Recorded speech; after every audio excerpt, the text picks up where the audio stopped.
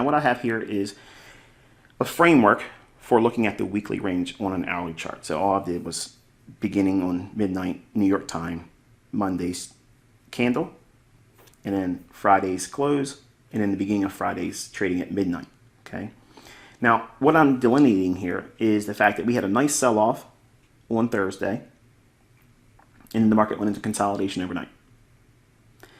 Notice what happens here on Friday.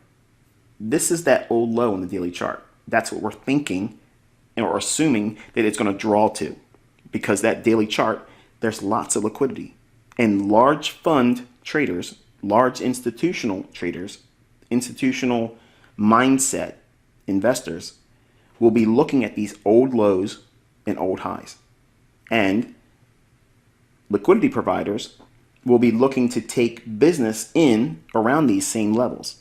So if we know that this level down here is the old daily low, and again, I'm going to take it back up to the chart on the daily chart. That's this low right here, okay? By dropping down into the hourly chart, that level is here. All I'm doing is transposing those daily levels right to this hourly chart. The entire week has been bearish. Okay, it's been going lower since the beginning. Then we had consolidation in here. The market creates this short-term high and this short-term low. What rests above that short-term high? If you've taken notes and been paying attention, it's buy stops. What's resting below this low here? Sell stops. Watch closely. The market trades down initially and takes out the sell stops. Why would it do that first? This is inducing shorts. Okay, so it engineers liquidity. Even if the idea is that they want to take the market down to this level, if it's been consolidating, I like to see them do this type of move here, where it drops down first. It's kind of like a sucker play.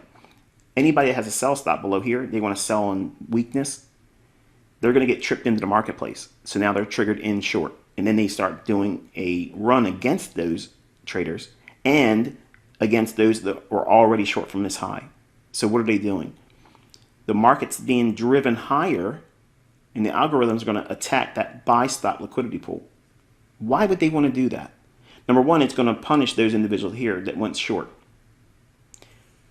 When it drives above this high here, it sends all those buy stops into market orders, flooding the marketplace. That gives a huge influx of willing buyers at a high price, which is the perfect counterparty to smart money that wants to sell at a high price. Remember, the market wants to go down here. So when it drives up to here, those buy stops are the counterparty or the other side of a smart money trader that's wanting to go short, because they're going to sell short. They got to sell it to somebody who wants to buy it at a high price. That's why the market does this. Okay. In your notes, you want to record anytime a significant price move lower is expected, always anticipate some measure of a stop hunt on buy stops or a short-term high being taken out. Obviously, it's reversed when you're looking for higher prices. Generally, you'll see a short-term low taken out and sell stops taken before you see a very pronounced rally higher. So we're going to drop down into a 15-minute time frame. So that same old low level down here, and that high I just mentioned on the hourly chart and the low on the hourly chart is now been defined with a small little line segment. Okay, so we have a trend line here and a trend line here. Now the market dropped down initially, and that takes the sell stops out. So sell side liquidity has been attacked. Traders are now tripped in going short if they sold on a break, trying to be a breakout artist. And then the algorithms go right back up to an area where it's been cleanly delivered relative equal highs. See how this high here, right before it dropped, is basically the same high here. Notice that? So retail traders see this and they trust it as what? Resistance. So the books always say, put your buy stop, if you're going to go short, right above a clear level of resistance. Well, these levels work for a short period of time, but majority of the time, you see this event right here. And this is how I teach my students to go in there and look for those types of events. Because what did I just tell you moments ago about looking for significant price moves?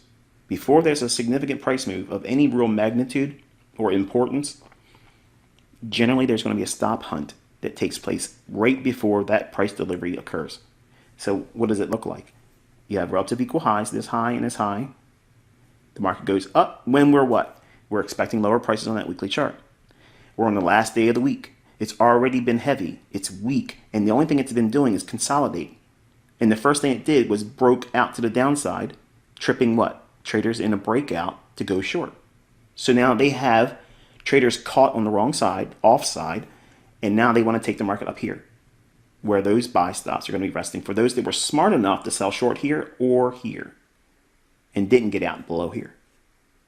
So the larger pool of liquidity is going to be resting here because it's in sync with the downtrend, and everybody that was short the day before, they seen this high form, and once it broke below this low here, they all rushed and trailed their stop loss right above that.